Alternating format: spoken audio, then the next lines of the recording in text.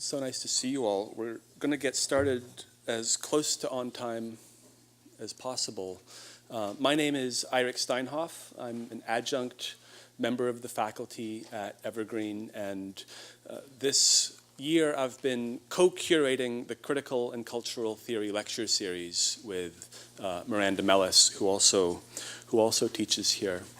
It's a great honor to welcome Colin Koopman back to campus today. I want to say a word or two about this lecture series. This is actually a way for us to introduce ourselves to him and perhaps even to introduce ourselves to each other. There are some new people in the room today. And then I'll introduce Colin. So the Critical and Cultural Theory lecture series, which we can call CCT for short, brings different programs together on alternating Wednesdays to discuss keywords and key concepts in contemporary theory. It's a chance for us to build a common vocabulary beyond the horizons of our individual programs in conversation with thinkers of our present moment, some of whom may have lived before we were even born, and some of whom may have been here before we were.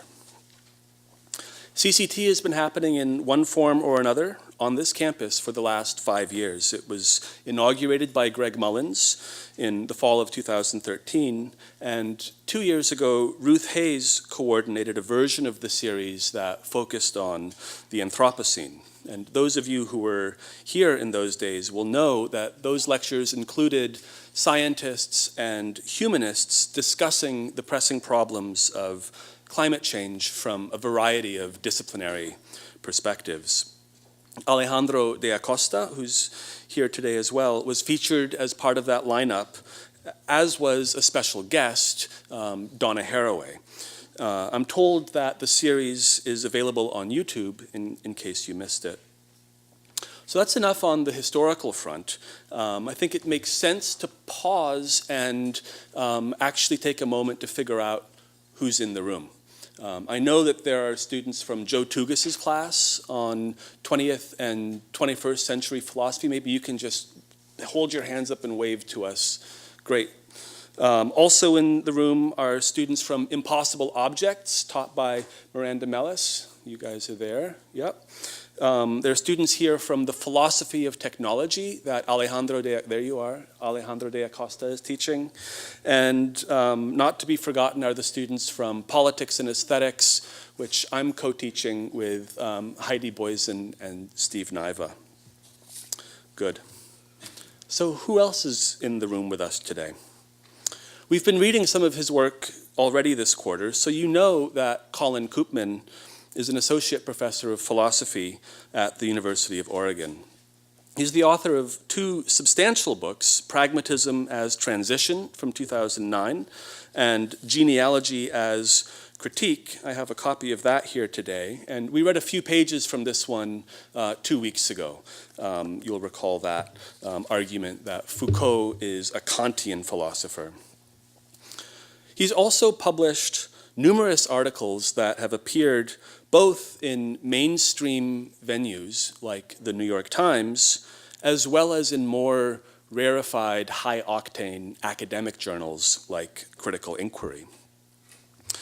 Just last night, I was reading one of his more recent pieces from a journal called Diacritics, and it's got a wonderful title, Transforming the Self Amidst the Challenges of Chance. And the subtitle is William James on Our Undisciplinables. Undisciplinable feels to me like an evergreen word. I'll come back to that. Professor Koopman has a really generous website that I invite you to check out. There you'll find he's made a lot of his writing available for download. Colin has an MA in philosophy from Leeds University and a PhD in philosophy from McMaster University. Perhaps most importantly of all, though, he has a BA from the Evergreen State College. And I think it's only fair for me to say that he graduated in 1998, which is to say everything I've just described has been accomplished in the last 20 years. Colin's topic today is Infopolitics, which is the topic of his current book project. I'll let him tell you what exactly that involves, but I did want to end this introduction with some wonderful sentences he wrote about what good colleges do. And this is from that essay I just mentioned on William James. What distinguishes an institution of higher education was not student success, but rather the fact that, and here he quotes James, you cannot make single, one-idea'd regiments of her classes, close quote. And then he continues, a university does its work when it allows students to not all be the same, when it enables their eccentricities and fosters in them the indiscipline through which they might muster a life of ceaseless self-transformation.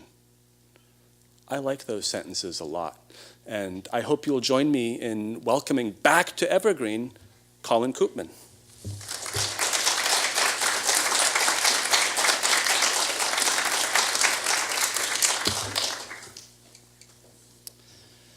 Good morning. It's very exciting to be here. I graduated, yes, in 1998, and I have a very vivid memory of a December morning in 1997, running over to the library to turn in my last bit of work toward my college degree.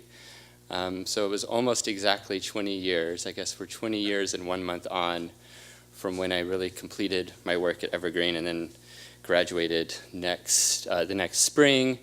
It was a great commencement. Bell Hooks was the commencement speaker that year. I decided to wear a wool blazer. It was sweltering hot under the robes and the wool blazer. But yeah, I just had such a wonderful experience at Evergreen. I mean, educative in so many ways that I expected when I chose to come here, but also in so many ways that were unexpected. And I really like sort of beginning things on this theme of discipline and indiscipline and undiscipline. And one of the things that draws me to William James's work, and that piece in particular, his writings on higher education in particular, is his belief and his commitment to, and his active commitment to, the sense that higher education should be a time of fostering eccentricity, fostering indiscipline. Now that doesn't mean that one's entire life should be a time of indiscipline. And as I learned when I went on to graduate school, I very much had to recut myself into certain disciplinary molds.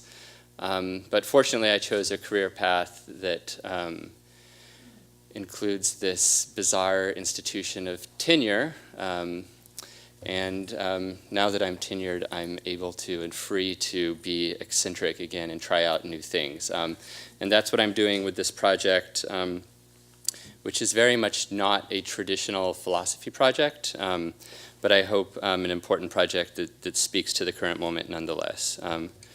So let me just hope that the picture comes up. All right. There we go. Okay.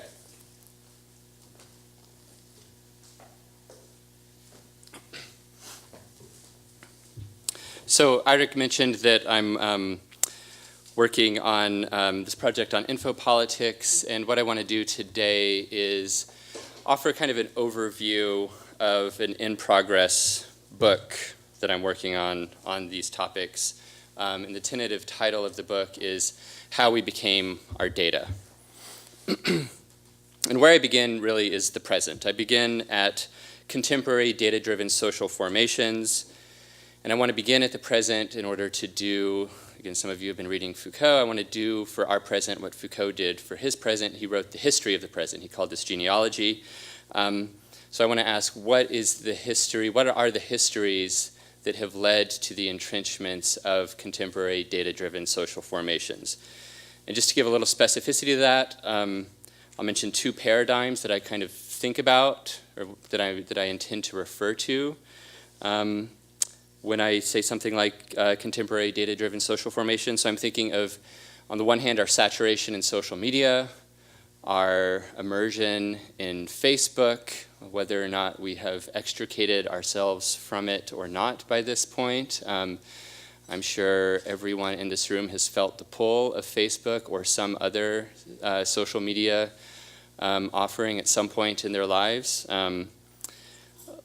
Oftentimes I'll present this kind of project to a room full of academics who tend to be older than you guys, who tend to be older than me in many cases, and they're like, well, I'm not on Facebook, but many academics are on. There are versions of social media for everybody, and in academia we have this one called academia.edu, which is actually, interestingly, a for-profit site for academics to network together. So it's this for-profit site where a lot of radical humanists want to get together and exchange information. It encapsulates in many ways some of the tensions in social media. So that's kind of one paradigm for me. Another paradigm is our subjection to mass surveillance.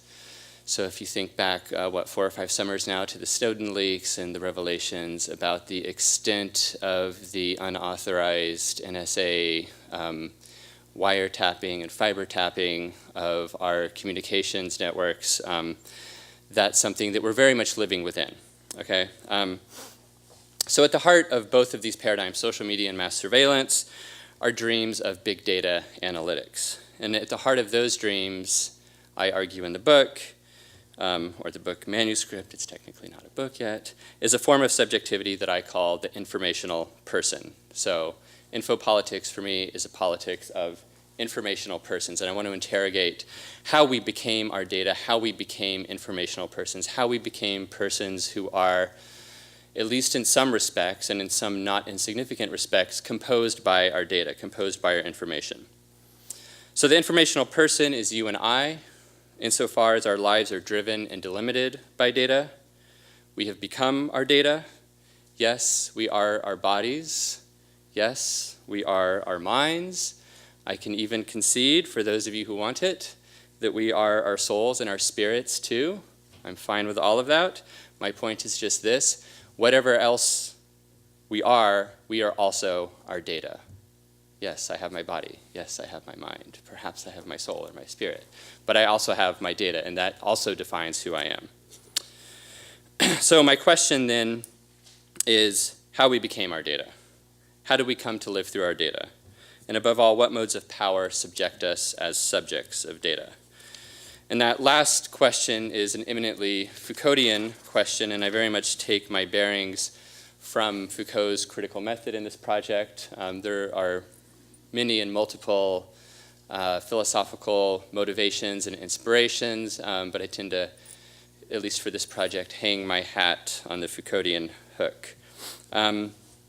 So let me just try to sort of situate some bearings at the outset here. I'll talk for a few minutes about genealogy as critical method. I'll pause at that point if people want to put any preliminary questions or ideas or thoughts or challenges on the table.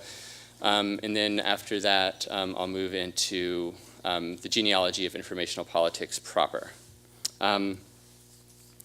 So my project is oriented by Foucault's work, but since our present era of datafication is not where Foucault's present was, I can only use part of his work. So Foucault primarily wrote in the 1960s, 1970s. He died in 1984. So there's a visible, observable gap between 1984 and 2018. The gap is not so obviously insurmountably large that I can't take anything, that we can't take anything from Foucault, but it would be, I think, a mistake to take everything that we need for the present from the past. So my way of sort of carving this up, of trying to figure out what I can make use of from Foucault's work and what I need to leave to the side, by which I don't mean ignore it, but rather by which I mean study it, learn it, educate myself in it, but then allow myself the freedom not to think through it at times, is a distinction between Foucault's methods and Foucault's concepts, in short.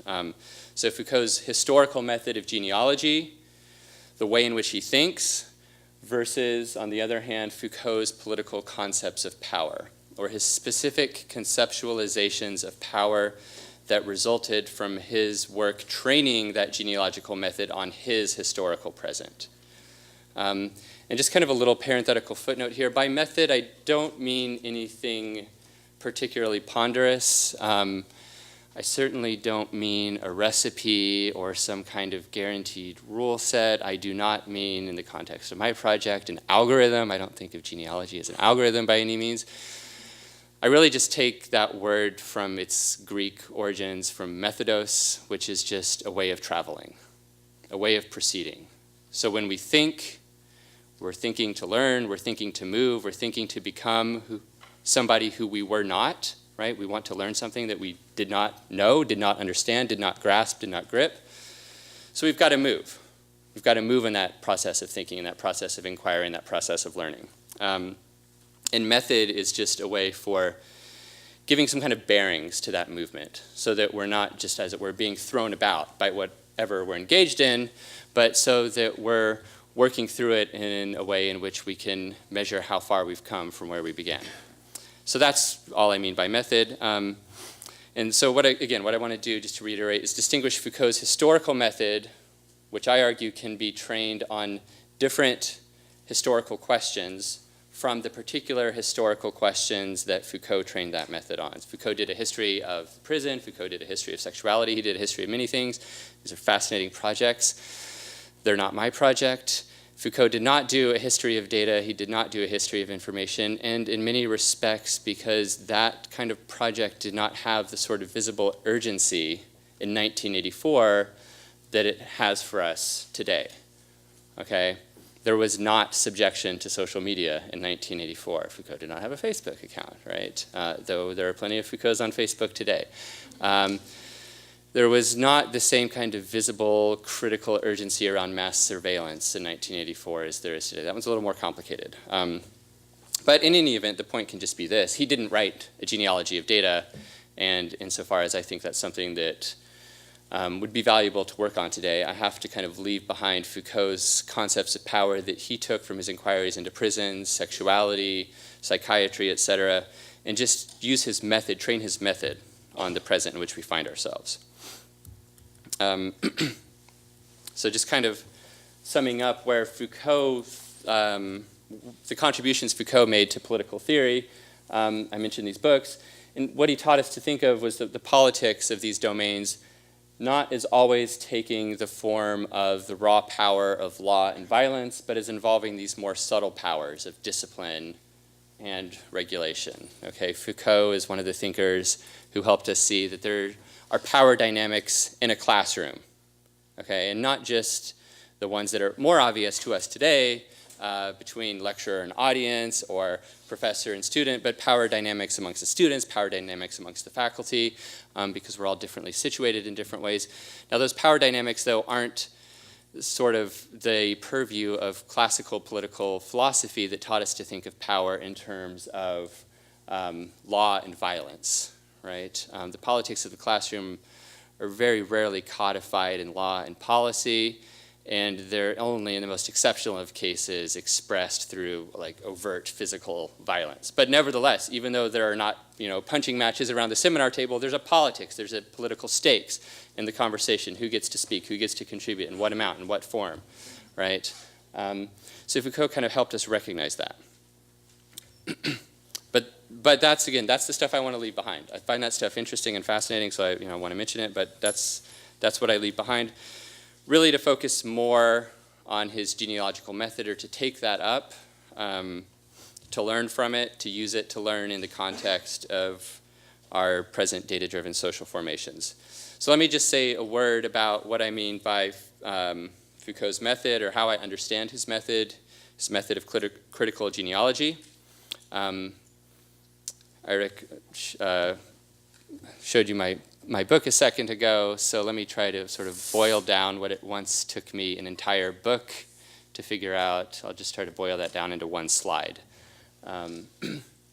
So Foucault's critical genealogy involves a philosophical practice of historical inquiry in which we excavate from our past the depth conditions of knowledge, power, and subjectivity that shape what we think, what we do, and who we can be today. So we're focused on knowledge, power, subjectivity. We're focused on depth conditions, things which may not be obvious, things which may not be as visible, and how they shape what goes on the surface. And I can say more about this.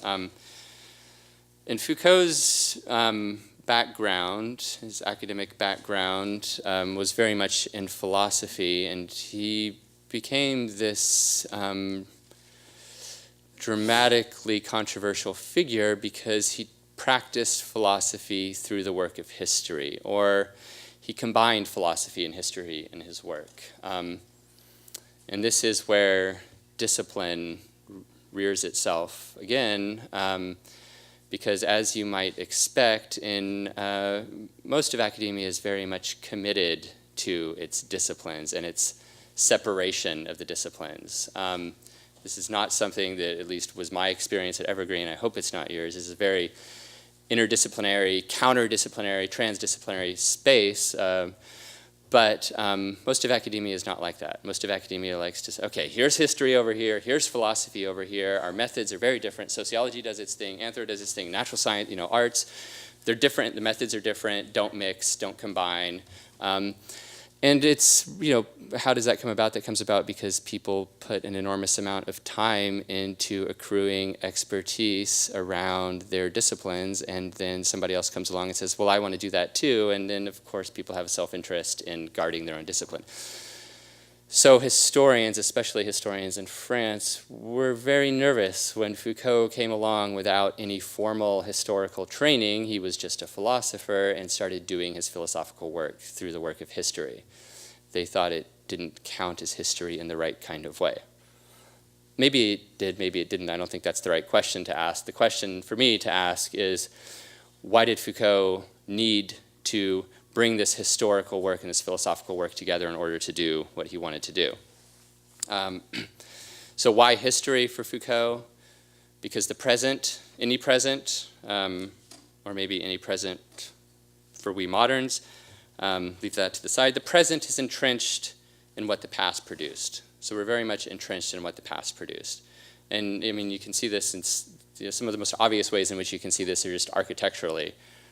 Right now we're all planted, you're all positioned, you're all firmly entrenched in something that was produced by the past, namely the chair in which you're sitting, the lecture hall in which we are all gathered, the building that houses this lecture hall, the campus which houses the building, the broader urban planning regimes which place this college in this specific location, and then there are all of the sorts of non-material ways in which we're entrenched as well.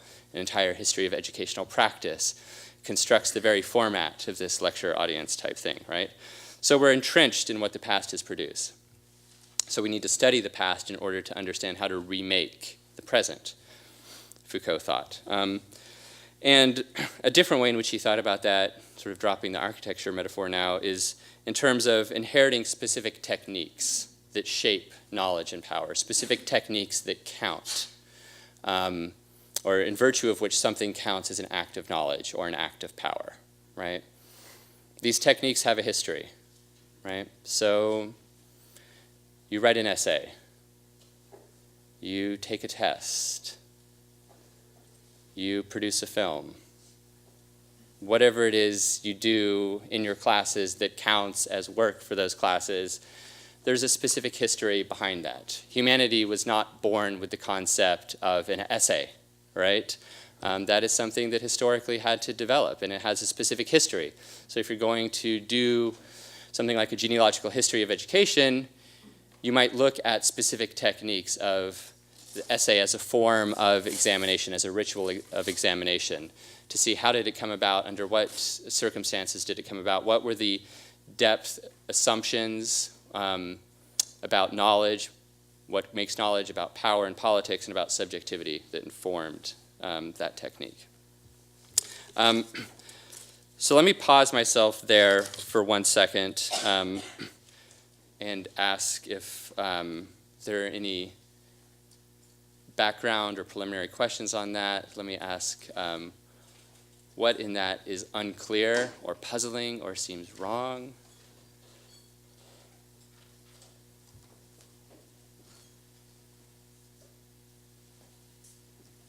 Yes, thank you. Just define politics really quick. No, but I love that. I love the question. So let me try to situate it this way. I take power and politics as cognate terms, as of a piece, and Foucault defined power as the conduct of conduct. So anytime somebody's actions are being acted upon or being conducted by others, that's a situation in which power is being exercised. And then that's a political situation. That's a situation that has a politics. So anytime an actor is acting upon another actor's actions, for ease of getting a grip on that, I tend to think it's easier to think about this just in terms of human actors, leaving aside questions of non-human actors, which is an interesting question. But you can think about it in terms of anytime a human agent is acting on the actions of another human agent. That's a political situation. That's a situation in which power is being expressed. So then Foucault's interested then in the ways in which power comes to be exercised in spaces like classrooms, prisons, in contexts of sexuality, etc.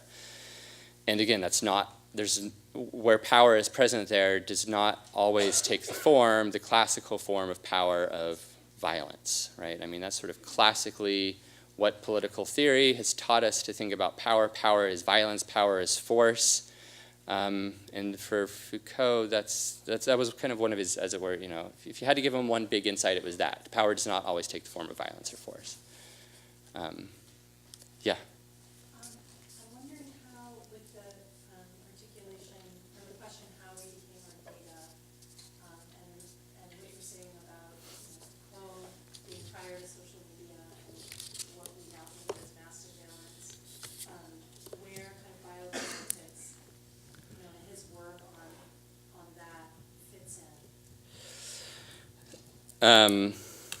That is one of the most difficult questions I'm facing in this project, because, so, whoops, let me try to get back here. Because part of what I want to do is, again, as I mentioned, distinguish his method, his genealogy, from his concepts of power, and particularly in the context of his histories of sexuality. Foucault crafted this notion, this concept of biopolitics and biopower. And that's meant to make sense of the politics of life, a biopolitics, a politics of life that over the course of mostly the 19th century came to regulate a vast swath of human activities, and for Foucault, most poignantly, human sexuality, right? Which includes so much, not just sexual encounters, but reproduction. Reproduction is kind of a classically biopolitical domain for Foucault. And if you think about the politics of reproduction, the assumptions of it, for instance, that reproduction is necessary to ensure the longevity of humanity, to ensure the perpetuation of some particular national way of life, ways in which nations are very much invested in the reproductive capacity of their citizens. But also much more straightforward ways in which in fields of reproductive health you see massive, for instance, gender imbalances in terms of ways in which health resources, healthcare, health research is divvied up between the genders, and the weight is very much put on women, and there's not a lot of scientific political support behind equalizing that. So this is just to say that's for Foucault, that's a biopolitical problem in the sense that it's not often, does not often take the form of overt violence, right? It's just much more subtle kinds of mechanisms of coaching and coaxing and regulating. So then in the context of my project, there's this interesting question that arises because the way Foucault describes it, these biopolitical projects, specifically if you think about public health, demography, ways in which nations and states and non-state regulatory agencies get a grip on their population and try to encourage the health of that population, one of the main tools they have at their disposal is statistics. Okay, vital statistics is very much central to the ways in which biopolitics have been developed over the course of the 20th century. And that seems eminently like a data kind of thing that I'm looking at. So that's just a way of making the question for me more difficult, because part of what I'm committed to in the project is the idea that what I'm calling infopolitics is not fully reducible to what Foucault called biopolitics. There's overlap, there's intersection, but it's not fully reducible to. In other words, biopolitics does not exhaustively comprehend the politics of surveillance. It does not exhaustively comprehend the politics of the social media profile. And in fact, what I'm going to get to in a little bit is the technique or technology of the birth certificate. And that's an interesting, for me, example of a project that's very much situated between biopolitics and infopolitics. So that's kind of not entirely a way of answering your question. It's a way of making it a little bit messier, because it is very messy, right? Okay, let me just kind of, in the interests of time, I've sort of lost track of where I'm at with my stopwatch here, but I have a stopwatch running. But I, at this point, don't know what it means. So I'm just going to keep moving and move on to this. So this is a tree. A tree offers, I think, a simple, admittedly simplifying, but I think not entirely misleading metaphor for genealogy, in the sense in which I adopt it from Foucault. The way in which trees represent the colloquial genealogies of family trees is not all that inaccurate when it comes to the more theoretical project of a critical genealogy. And surely, if you've heard the term genealogy, you've heard it first and foremost in the context of family histories, family trees. Foucault uses this term in a much more technical sense that he gets from the late 19th century German philosopher Friedrich Nietzsche. And Foucault's not thinking about family trees, but interestingly, I think there's a kind of metaphorical resonance in the following senses. Trees are complicated and complex. That's very much a hallmark of genealogy for Foucault. The growth patterns of trees are not functions of necessary law, but rather are functions of contingent and probabilistic law. So the ways in which trees grow, there's so much contingency and probability in terms of how a tree grows. There's not a necessity to it. Perhaps more interestingly, the roots of the tree, the roots of a tree are submerged in soil, but they are very much of the same fibrous material as the woody trunk and branches above. And for me, this nicely captures the distinction between depths and surfaces that operates in genealogy, and without attempting to reinscribe that distinction into an outworn metaphysical dichotomy between reality and appearance. And lastly, trees can be rhizomatic, as in the case of Populus tremuloides, or the quaking aspen that populates our higher mountain forests in many parts of the West. The point here, the point of pointing out that some trees are rhizomatic, is that the root systems of a rhizome can sprout in multiple locales all at once, but it's all the same organism, okay? So I will use the tree as my metaphor for genealogy here. And this then is my multiplicitous rhizome that metaphorically forms the historical conditions of possibility for contemporary informational persons. And again, a little bit of context here. My book project focuses on a period of time from the mid-19-teens to the mid-1930s, as the moment in which the basic terms and conditions of informational personhood were set. And let me actually go back for a sec. And that focus on the teens to the 30s, that period, is self-consciously an alternative to other perspectives with which you may or may not be familiar. One perspective with which you are certainly familiar is the perspective offered to you by the companies who make the devices in your pockets or on your laps right now. And that's the ahistorical perspective of Silicon Valley that says that the sleekness, shine, and glitter of the latest Apple product is something brand new, absolutely new, and something that you need to get before it's old. There's a kind of ahistoricism to the way in which tech presents itself to us today.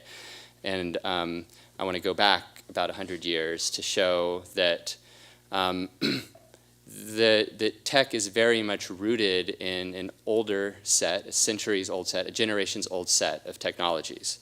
So it's an alternative to that. It's also an alternative to a move that's more common amongst critical scholars looking at this work, and a lot of critical scholars who've been interested in the politics of data and the history of data have kind of charted the birth point of the information society to this miraculous year, 1948, when a Bell Labs engineer named Claude Shannon publishes an article titled A Mathematical Theory of Communication, in which is first announced what later came to be called information theory. In that same year, Norbert Wiener publishes this fantastic book, Cybernetics. And that was also the year in which George Orwell was writing the book that would be published the next year under the title 1984. So there's this kind of buzzing informational moment in 1948, that a lot of historians have kind of been attracted to as kind of the original moment of the information society, of informational persons.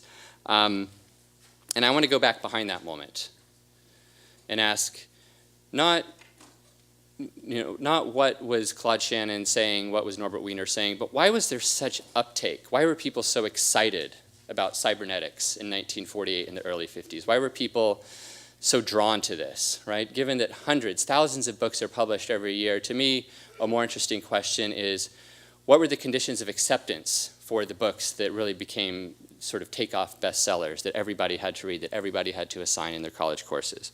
So I want to look at the 1910s to the 1930s as this period in which people like Shannon and Wiener and George Orwell were coming of age, right? What were they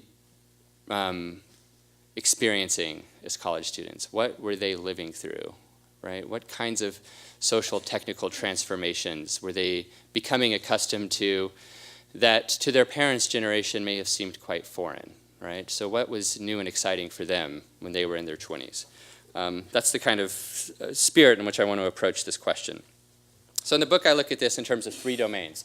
I look at psychometrics, for instance, intelligence tests. I'm really focused in the book on personality psychology, personality assessments, things like Myers-Briggs, Minnesota multi-phase personality inventory. Or you can just think of the numerous BuzzFeed quizzes that you may or may not take that tell you what kind of bat you are, what kind of celebrity you're most like. Those quizzes basically run on the same underlying algorithms as this personality science. Admittedly, the BuzzFeed tests aren't scientific. But you have this idea that you can take a survey, and this survey gives you insight into who you are. Okay? Now, may I have your attention, please? I will be conducting tests of the fire alarm system in this building. okay. Please disregard fire alarm strobe lights at this time. Thank you. Oh, just strobe lights are going to go, okay.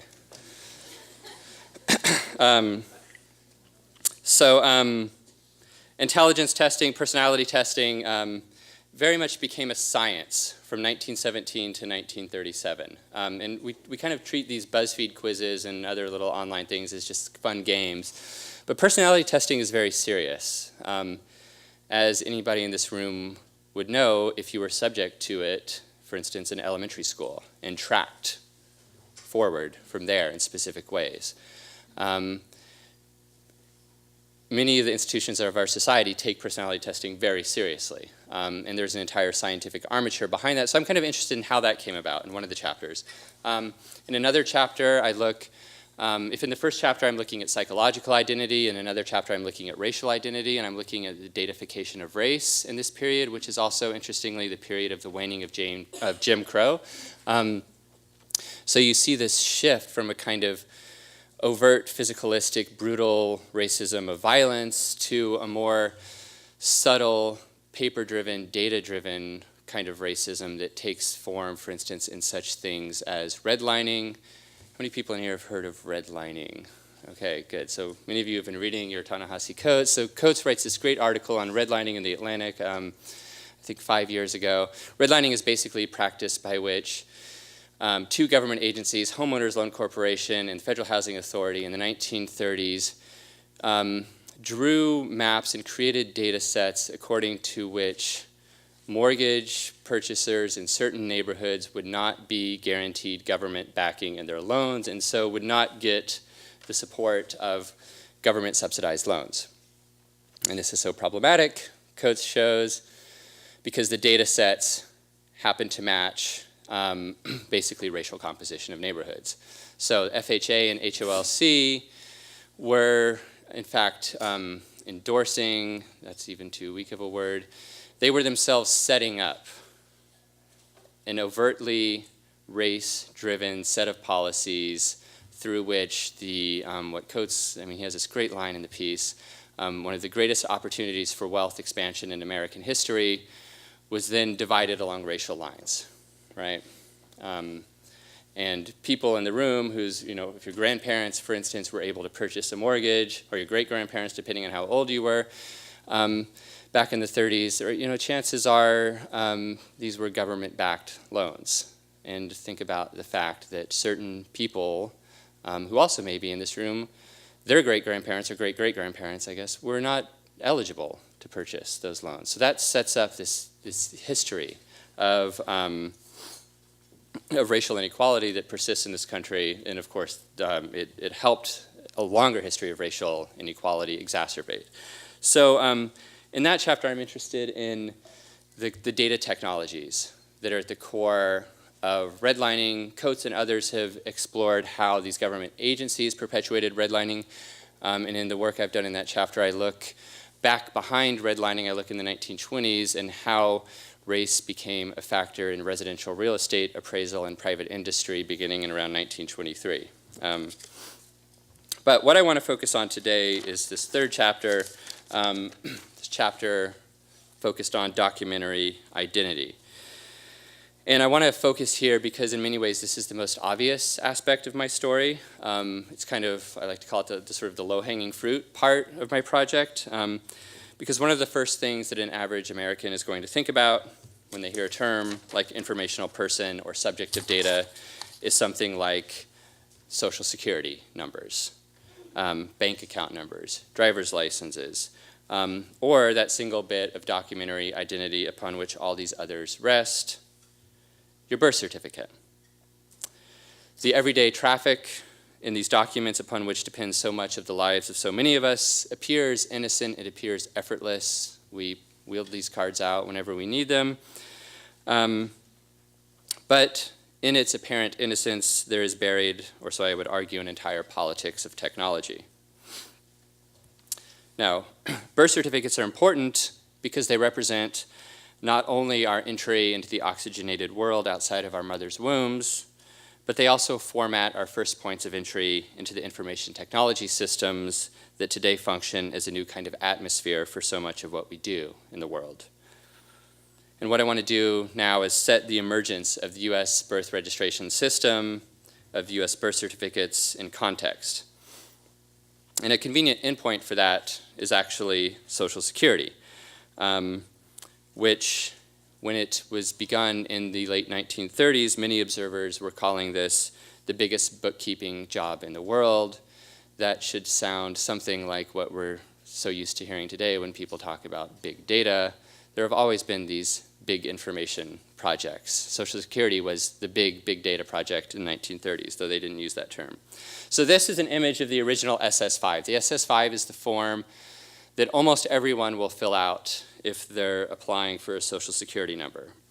The form today looks different. This is an image of the 1937 revision of a form, which is almost identical to the original 1936 SS5. Now, one thing that's interesting about this form was that the Social Security Board used it in the winter months of 1936 to 1937 to achieve enumeration of 90% of eligible US workers in just 6 months.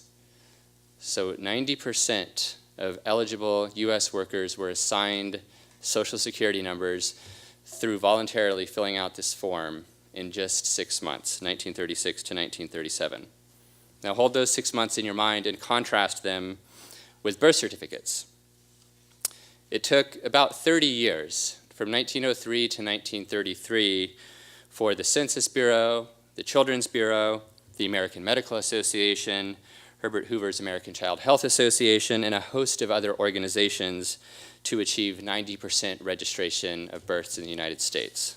So we have 90% registration of eligible workers in 6 months by 1936, but just prior to that, it took 30 years, or a period 60 times as long, to achieve a similar level of registration of born babies.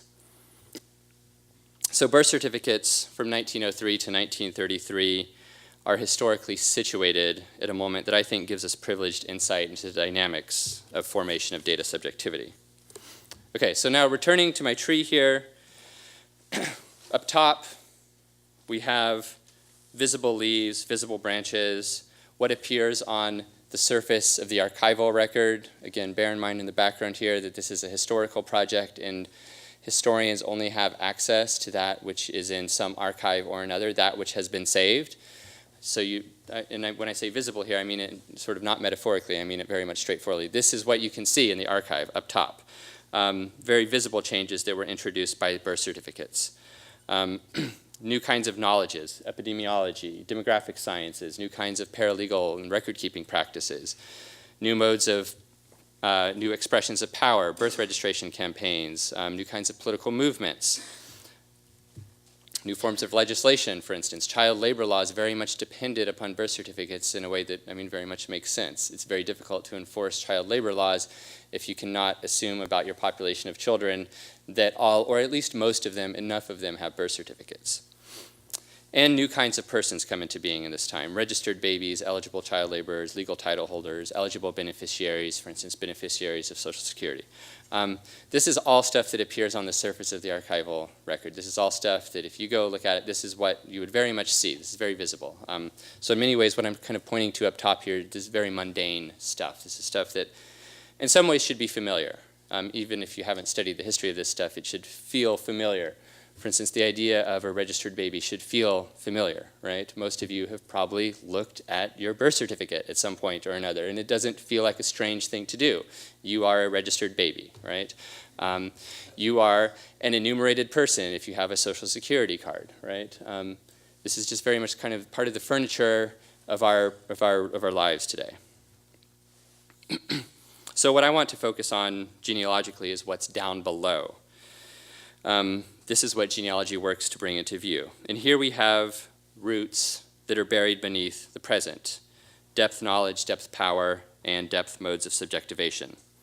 So at these depths, I argue, knowledge operates by way of data. And the idea here, familiar idea, is that an epistemic problem or a knowledge problem requires data for its solution. Or to put it in the form of a pithy slogan, even bad data is better than no data. Okay? And this is very much a slogan with which people operate today. Even bad data is better than no data. I'm not endorsing that, but I'm observing it, right? And what I observe in it is the extent to which data has, as it were, become a condition of possibility of knowledge, right? You need to have, at least, if you want to make a knowledge claim in the context of the corporate boardroom or the administrative meeting or on Capitol Hill, you need data. You need to bring data. And even bringing bad data is better than bringing no data, because you can't claim to know if you don't have data to back up your claim. Subjectivity operates at the depths in terms of informational subjectivity. And the idea here is that who we can be and how we can act gets defined, again, in part by our data. We get formatted by our data. The ways in which we're inserted into these information technology systems through something like a birth certificate with certain standardized fields that accept only certain kinds of inputs, that defines who we are. And then power operates by way of the technical formats that I just mentioned, and power serves to fasten us. And I use the term fasten here in a technical sense. Infopower is, I argue, a power of fastening in two senses of that word. Formats tie us down, they pin us down, but they also speed us up, they quicken us. So info power is a power of fastening. It's a power of canalization and acceleration all at once. We're rigidified into certain routes, and we travel much more quickly through those routes. Okay, think about the ways, for instance, in which social media pins you down to certain prefab formats. You can only present certain aspects of yourself on Facebook, but it also very much quickens social interaction, right? And the evidence for that quickening is your phone tingling in your pocket with new notifications from Facebook that this person has this to say, this person has that to say, this person's now in a relationship, this person's in 2 relationships, right? Whatever. This person checked in at McDonald's. Hopefully not, but Facebook is sort of quickening your social interactions, like sending that to your pocket. If you're like me, you don't use Facebook in that way, but that's what the good Facebook user is supposed to do. They're supposed to get the notifications sent to their phones, right? So my point in attending to these depths is that the introduction of information into the infrastructures of our lives was not just an ordinary and highly visible change. It represented a much deeper shift in how power, knowledge, and subjectivity were being reorganized in the 19-teens to 1930s across a whole range of practices that otherwise seem quite disparate. My 3 domains of racialization in real estate, psychometrics, and documentary identity. I mean, these are meant to feel disparate, but what's interesting about them is the way in which they're all connected by a huge investment in data technology at the time. So there's this connection at the roots, I want to argue, this rhizomatic kind of connection.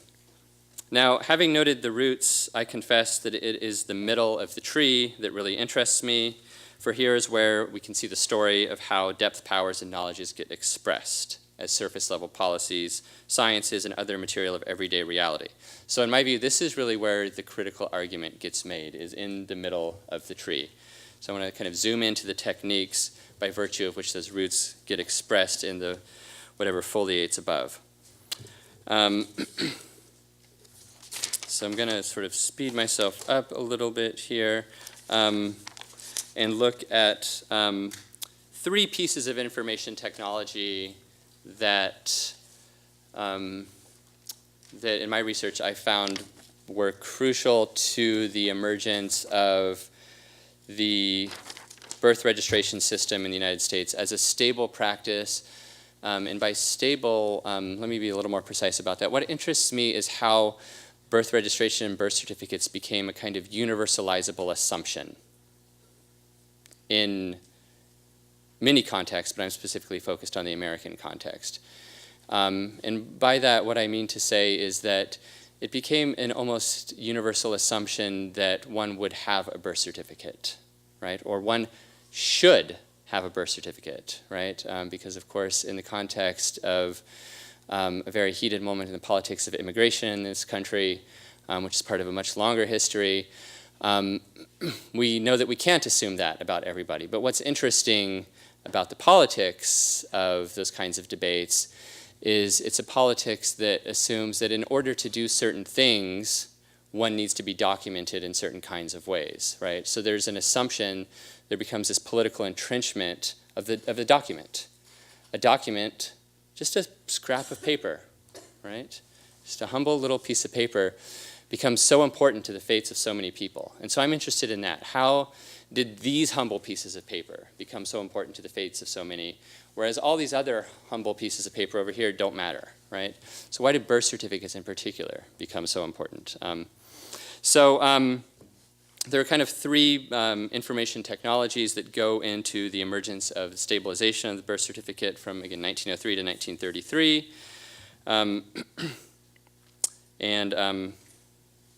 We ignore that there. Focus on the technologies. 3 information technologies of the birth certificate were standard forms, filing protocols, and data audits. And let me just run through these briefly, and then I'll be done here. So first was a standard form.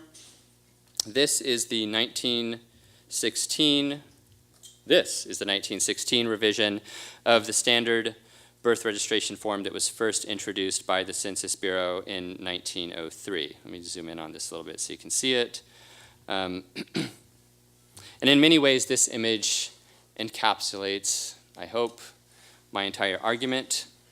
we live at least part of our lives, and I would argue much of our lives, through the formats established by forms like this.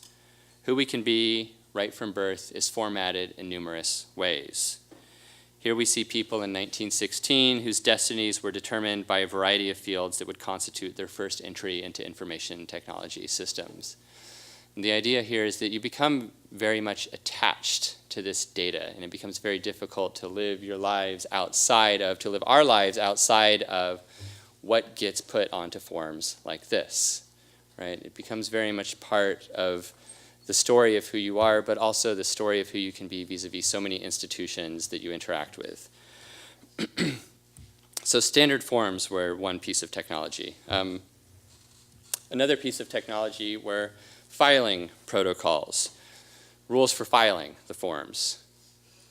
What would be the use of a standard form that nobody knew how to file?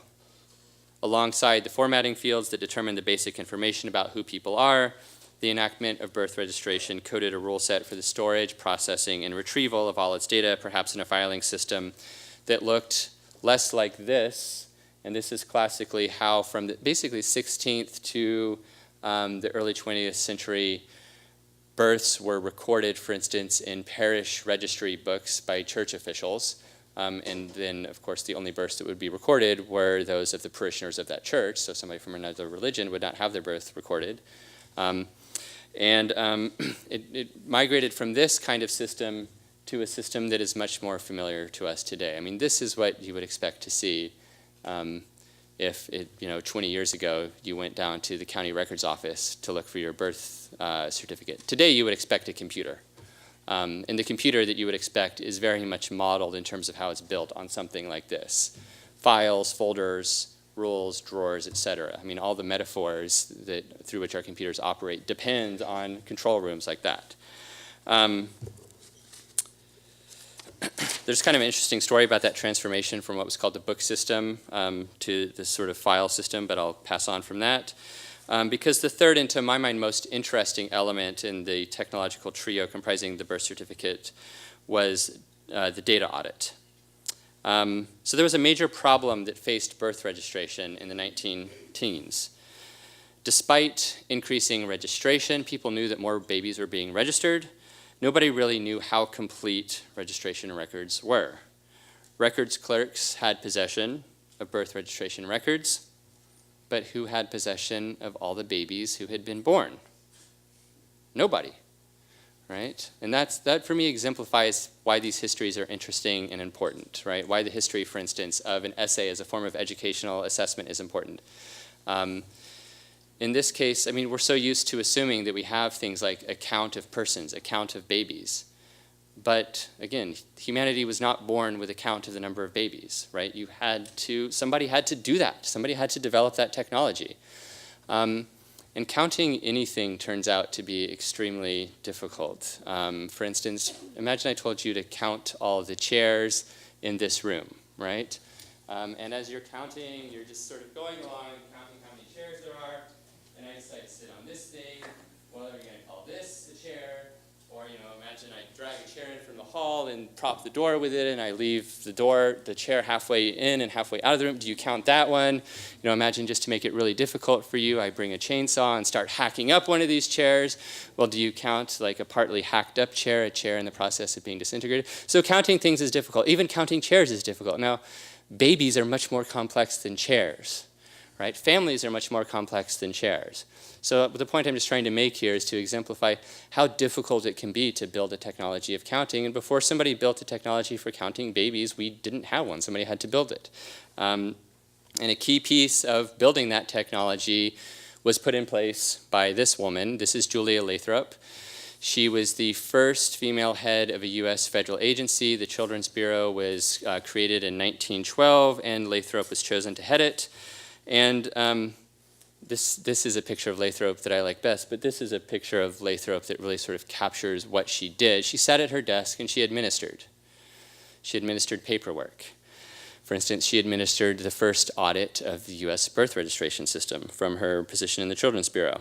And what Lathrop did was she organized a massive mean, huge if you think about the scale of this kind of thing.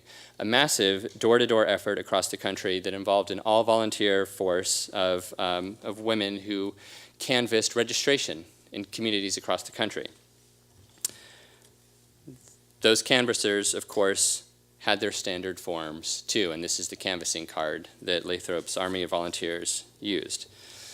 So Lathrop began this project in 1915. Up until that point, the Census Bureau had been lobbying and trying and doing everything it could to expand birth registration for at least 12 years, from 1903 to 1915. But Lathrop's moment, this was the sort of the moment when everything kind of came into view, and it really started to work. And this map shows the success of that project by 1933. This is a map of the states that had achieved the Census Bureau's goal of 90% registration of births within state territory. And interestingly, Lathrop's method for counting babies basically was so successful that the Census Bureau silently appropriated it 2 years after she had inaugurated it, and this project silently migrated from the Children's Bureau to the Census Bureau. From an agency whose director was the first female head of a federal agency to the highly masculinized environment of the census.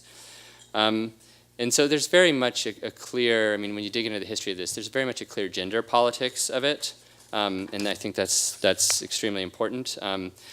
There's also another history of it that it's less easy for us to see. It's easy for us these days, I think, I would argue, to see the gender politics of this thanks to decades of work by feminist historians, but what we don't have a view on are the history of the data politics of this kind of moment. By 1933, standard forms were formatting over 90% of American babies in every state. A set of filing protocols determined access rules to those formatted babies, and an information audit could now provide a measure of reliability for these formats. So for 85 years now, we have all been increasingly born onto these forms. These forms fasten us as infants and help shape how we are admitted to the pediatrician's office, to the hospital, to schools, to college, and into or not into the labor force. So let me just wrap up here very briefly and return to where I began, Foucault's practice of political critique. So I said at the outset I wanted to use Foucault's method to explore the history of data and leave to the side some of his political concepts. Let me now just try to formalize that and present that in pretty much tabular format. You can sort of imagine this as a quick and dirty representation of a database. Basically, my argument is this. We informational persons are subject to an emergent mode of infopower. Infopower employs an array of techniques for formatting its targets. That is to say, infopower leverages a tactics of formats to determine possible modes of action or conduct, to conduct our conduct. And what these formats do is they fasten their subjects, they canalize their subjects, they accelerate their subjects in that double sense.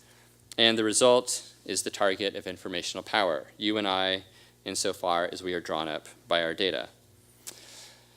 Now, all of this, I would argue, stands in contrast to other analyses of the political present. And by contrast, I don't mean that I take my account to be in opposition to other accounts of the political present. Rather, by contrast, I just mean to say, again, there's something here that's not wholly comprehended by a concept, for instance, of biopolitics or a concept of discipline.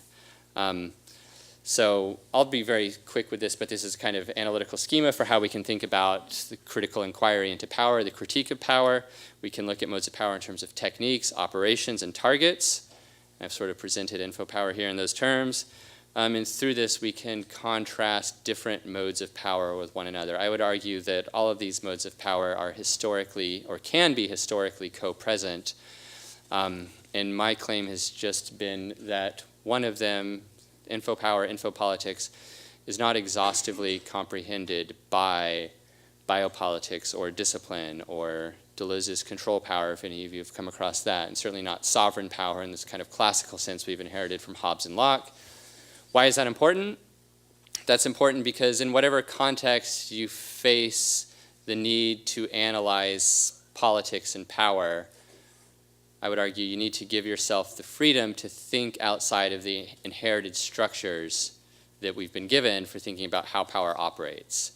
In other words, we can't always assume at the outset that power always takes the same form. And if it doesn't always take the same form, that puts it on us to think about how is it that we're actually going to conceptualize this? How are we going to actually get a grip on the politics of surveillance or the politics of Facebook in such a way that we can then begin the work of serious resistance? We might know we want to resist it, but I think it's part and parcel of political theory, of political philosophy, to understand resistance as a practice that also involves knowing that which you're resisting, knowing that which we're coming up against. So with that, I am done. There's more I have to say, and feel free to look into it. And I'm happy to discuss and take questions now. So.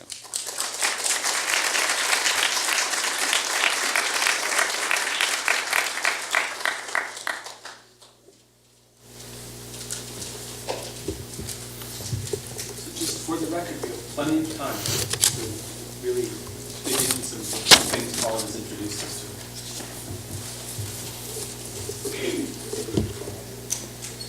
Oh, sorry. Yeah, the light's very bright in my eyes there. Yeah. So thank you for being here, first of all. I Yeah. really appreciate your lecture. Thank you. And I wanted to ask you, so I'm thinking about the three,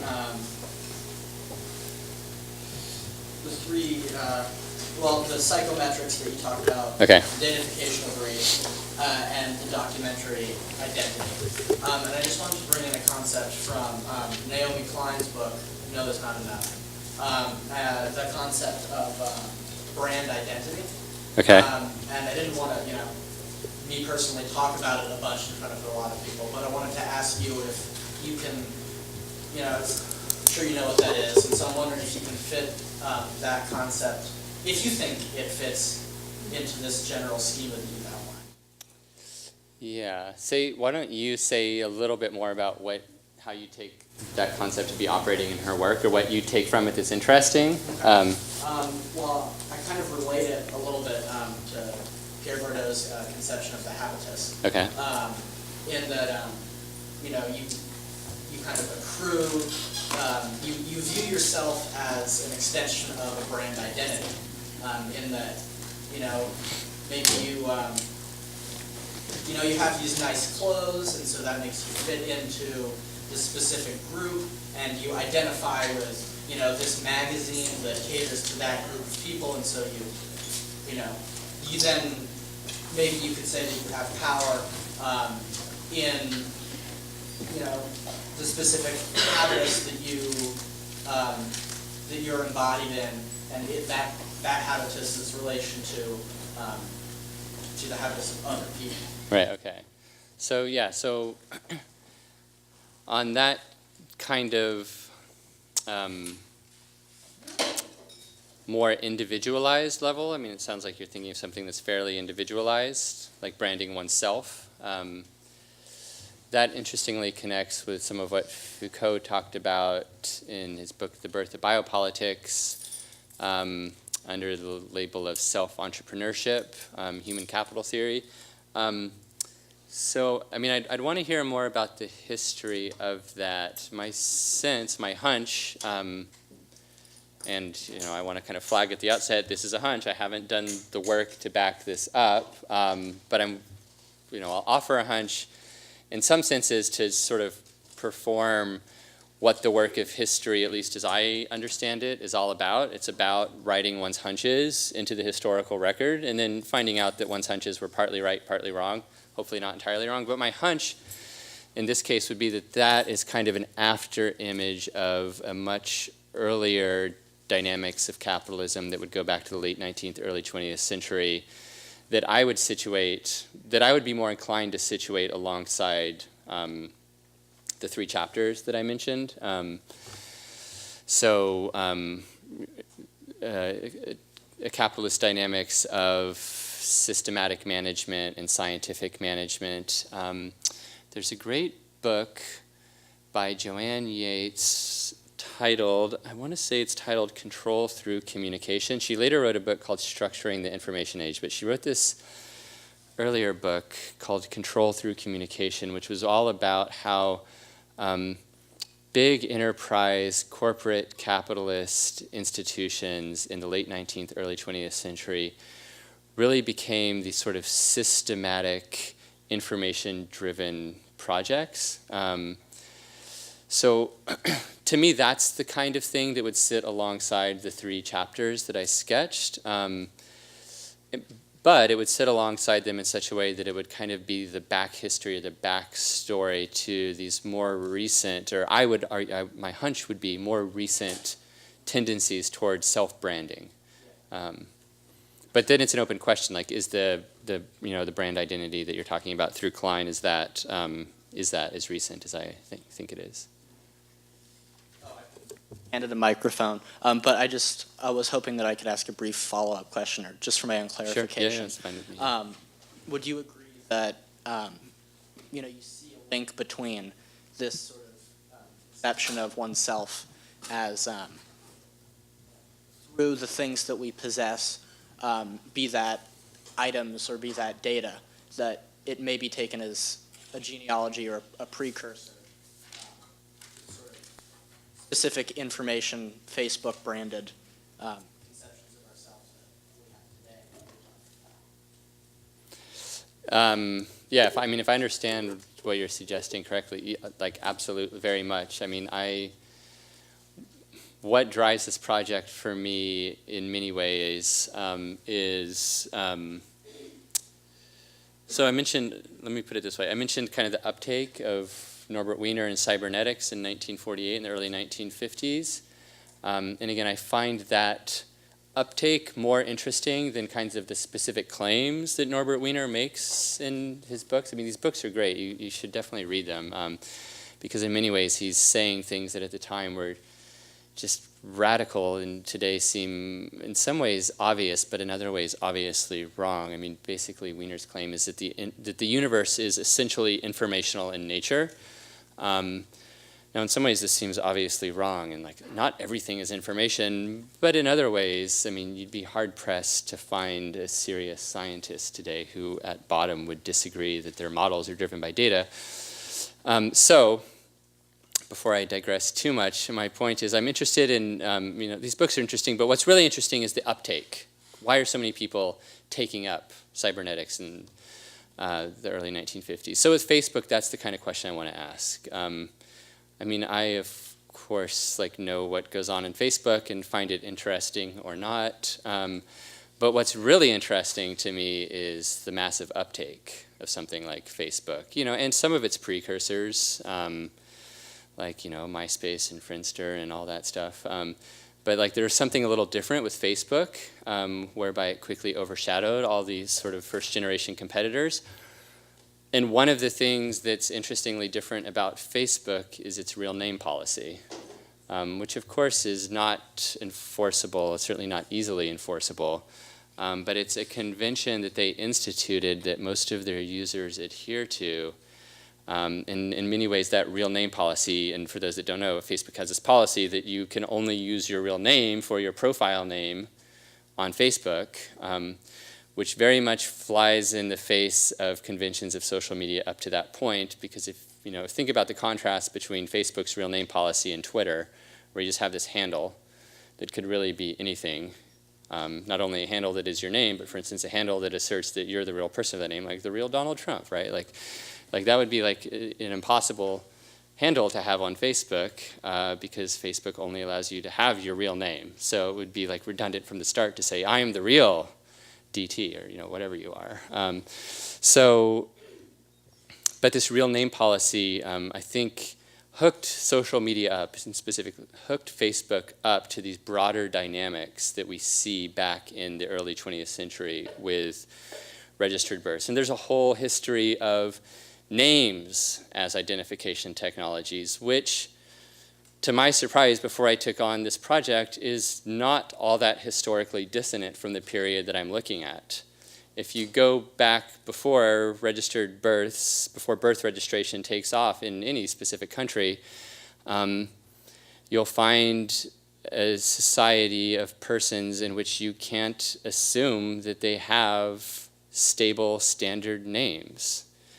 The sort of standardized name that we have in the US now is a kind of first name, family name kind of thing. But that's just one of many possible naming conventions, and it's just one of many possible naming conventions for populations who have colonized countries coming primarily from Europe. So there's all kinds of ways in which we might name ourselves. And you get these standardized names right around the same time, a little bit earlier. And you can obviously think of counterexamples of people who have standard names like back in the 17th, 16th century, like René Descartes, John Locke. But the interesting thing about standardized names is they're really only useful as standard products when everybody uses them, same as a birth certificate, right? Like if we could only assume that half of people born in the United States had birth certificates, then birth certificates would not be a useful data technology. Right? If you could only assume that half of a population had a standard name, a standardized name, naming technologies wouldn't be useful, right? But think of what's built into something like a naming technology. For instance, the assumption that you have your name and you will not change it, except at great pains, right? Or, if you're a woman, at least up till 10 years ago, maybe you're expected to change it, but only at this certain moment in your life, right? So there's this entirely, to me, interesting, fascinating history of naming that is contemporary with this stuff. So, okay, so I'm just trying to, I see your hand, and I'm just trying to get a view of everybody else. So, yeah, here, and then I see your hand up there.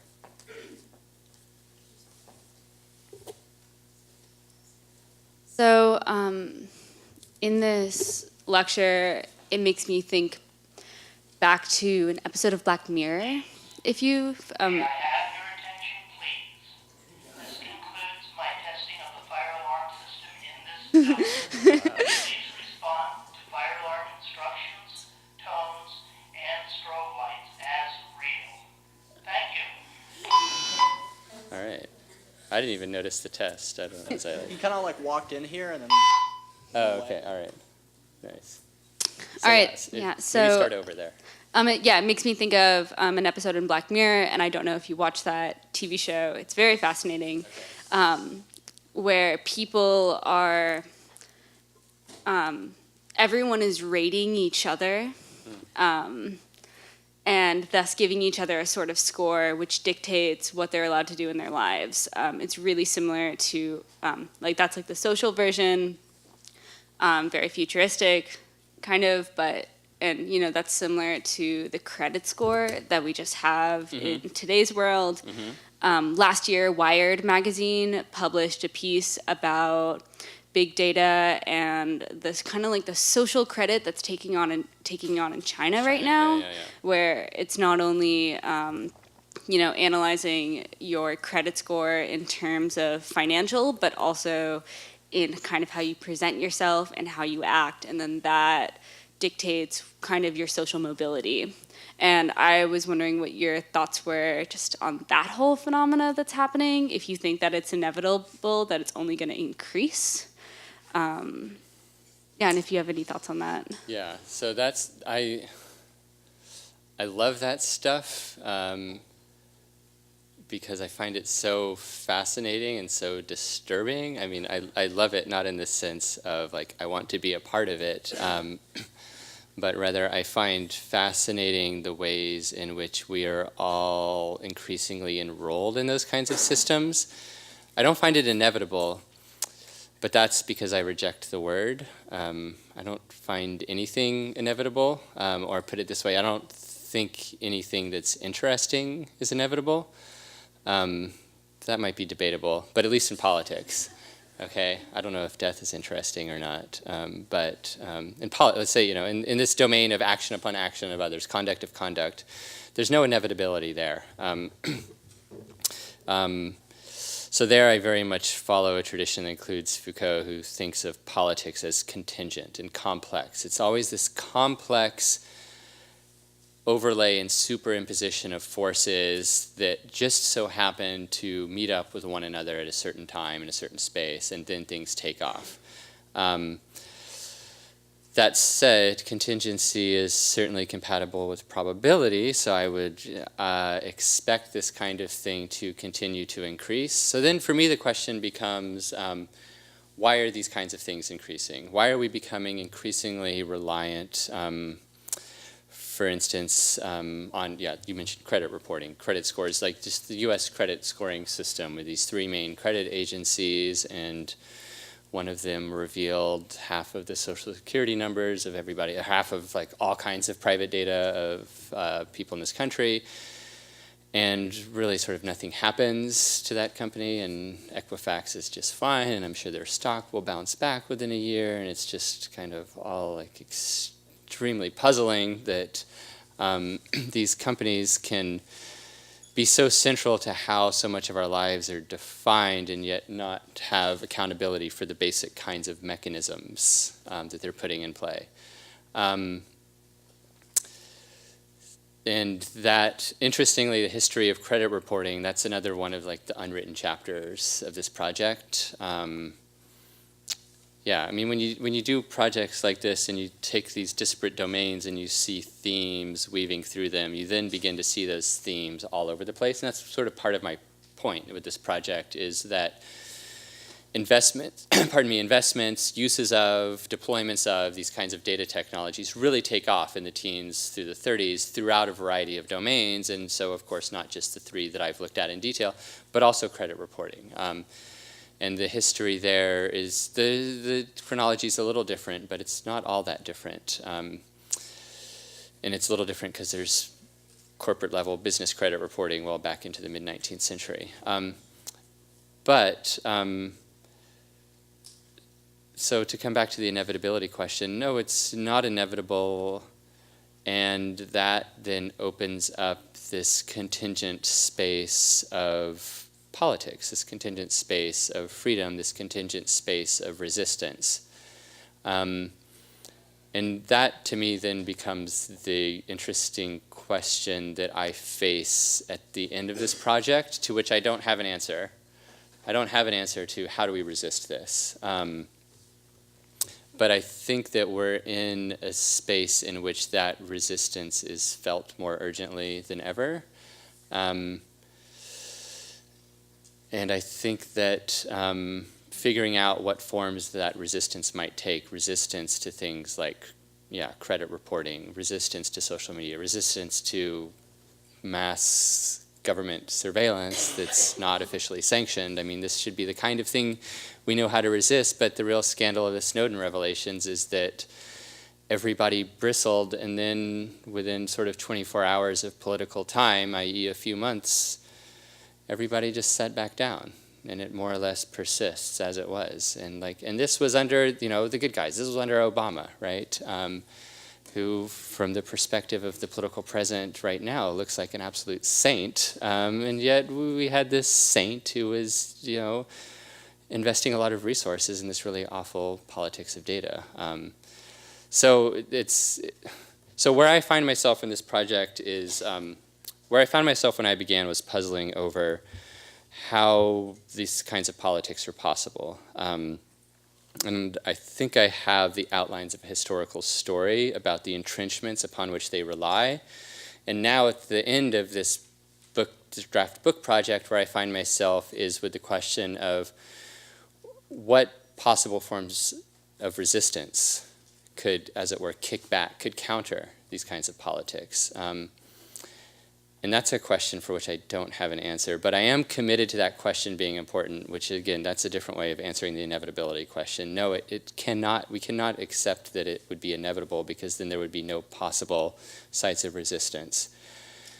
And that's something that I'm personally not willing to say, because that would mean that I would be sitting here telling you all that you cannot resist this.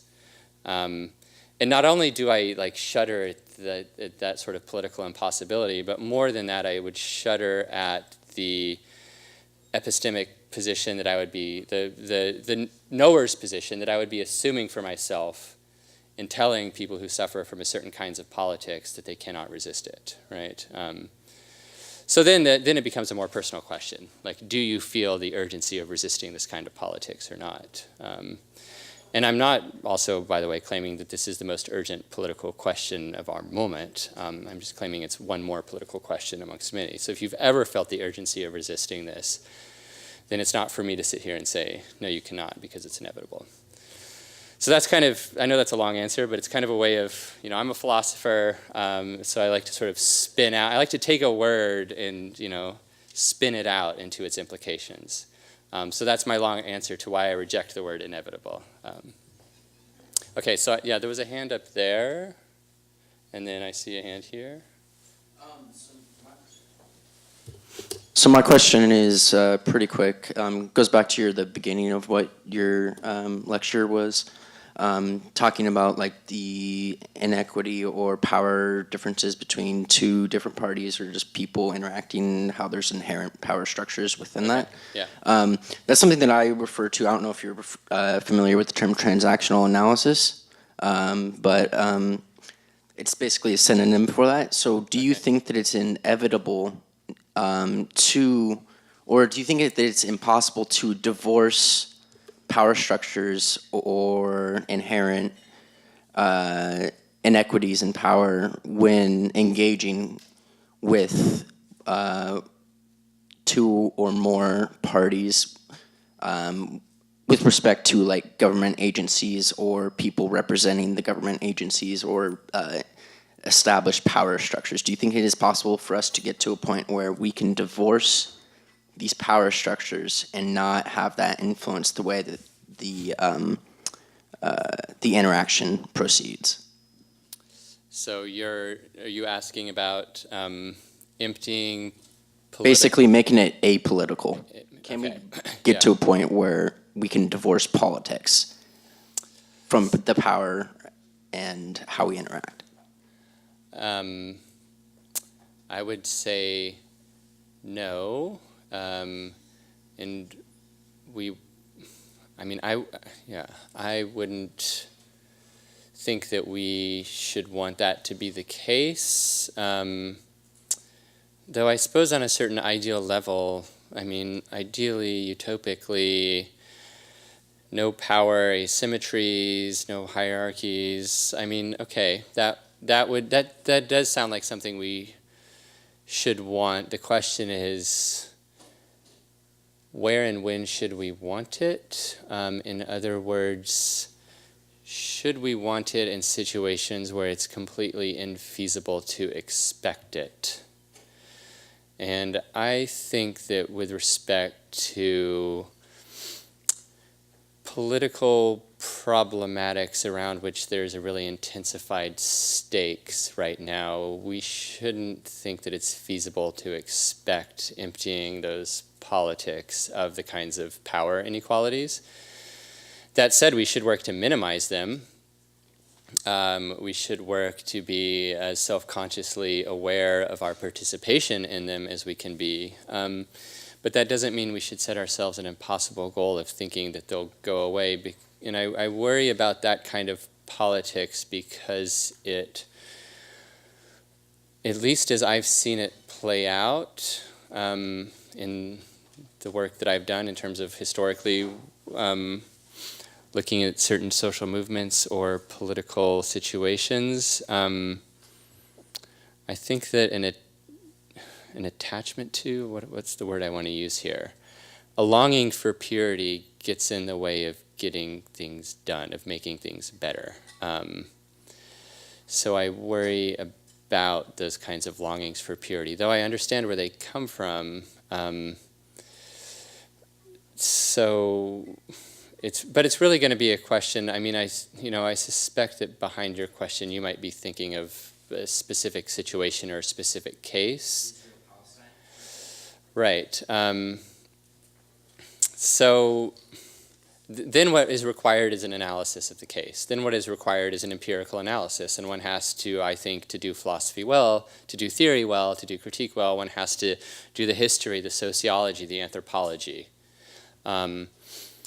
I haven't done that with respect to the Israel-Palestine case, so I don't want to sit here and pretend to offer an untutored answer. I mean, I have my own political opinions, but my political opinions don't matter, right? That's not the point. It's not for me to come here and tell you what I think a good leftist or a good me ought to believe. The point is, to study with passion the things that one cares about and learn about them, so that about those things one can speak in terms of, this is what I've learned, this is what I've seen. So I don't know in that case, but knowing the political stakes of the case, offhand, as my hunch, would be that a longing for purity, expecting those political negotiations to be emptied of the dynamics of power, be divorced from political inequalities, would be a lot to hope for. And that kind of hope, again, might get in the way of making things better in the near term.